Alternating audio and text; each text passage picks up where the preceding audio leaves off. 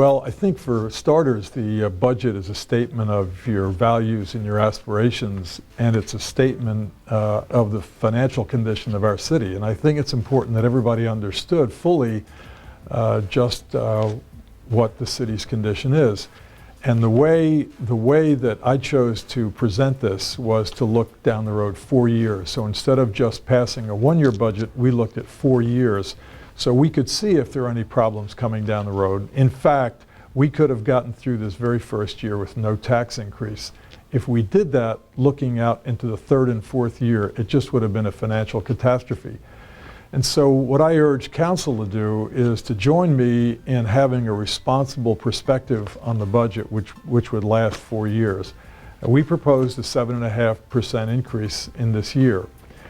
We did not have to do that. We did not have to do that to squeeze through this year. We could have gotten through 2018 without a tax increase. But when you looked at the consequences of that decision, it would have been catastrophic down the road. And so for starters, you know, we proposed a longer view in our budgeting. It's certainly important that we are able to control expenses. And so we eliminated 29 vacant positions. 5 of those positions were in police, 16 in fire, and then a variety of positions in department after department.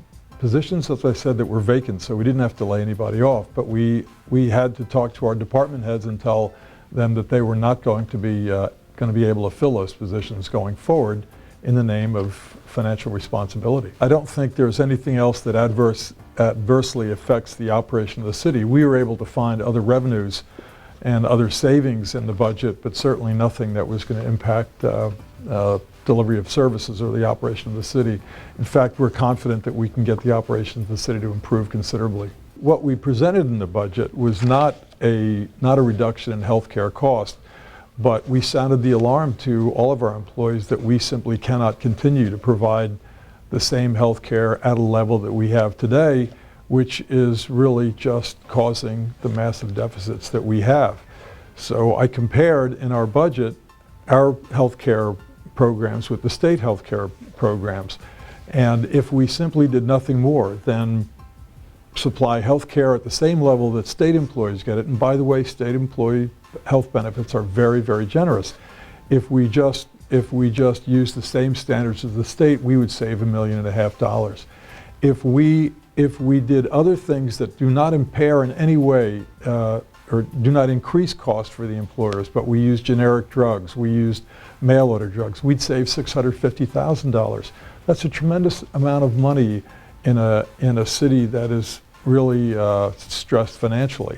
I think the message everybody has to get is that the city can thrive. The city only can thrive if we all work together to achieve that end. That means everybody's got to give a little bit. Everybody's got to recognize that we are on the brink of crisis in some ways, and that if we continue to ignore some of our problems, we're going to find ourselves in a crisis that we can't get out of. So, you know, I have tried to ask everybody to be willing to be open-minded about the changes that we have to make. I'm just so confident if everybody does this, thinks about the city first and not themselves, we can make this work.